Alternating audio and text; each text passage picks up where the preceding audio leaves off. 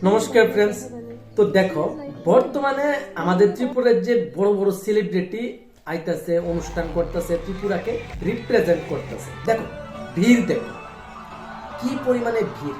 ভাই, আমাদের ত্রিপুরা মানুষ সেই পরিমাণে ভালোবাসা দিতে যায়, আর এনজয়ের প্রতি কোনো কম্প্রোমাইজ নেই, তখন ঘুমাইতো না। যারা এই উদ্যোগটি নিয়ে সেরা বড় বড় সেলিব্রিটিরে আমাদের ত্রিপুরায় যে আনতেছে এবং ত্রিপুরাকে রিপ্রেজেন্ট করাইতেছে, তো তাদের প্রতি অসংখ্য ভালোবাসা। আরেক গাধা, সে নাকি কলেজে পড়ে, সে শ্রেয়া ঘোষালের অনুষ্ঠান দেখার লাগিয়া সে এক্সাম দিছে না, আয়া পড়ছে। আয়াসের আবার কইতাছে পরীক্ষা তো সবসময় আইতেই থাকবো, কিন্তু শ্রেয়া ঘোষাল তো সবসময় আইতো না।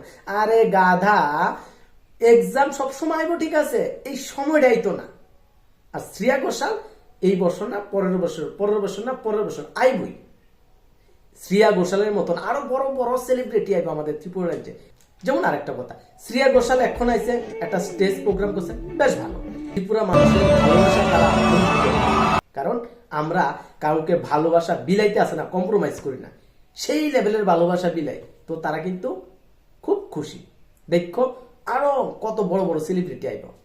আর কদিন পর আবার আইতাছে কে, অরুণিতা কাঞ্জিলাল আর পবনদীপ। তো এতটুকু ছিল আমার ছোট্ট ভিডিওটা। ওকে, বাই।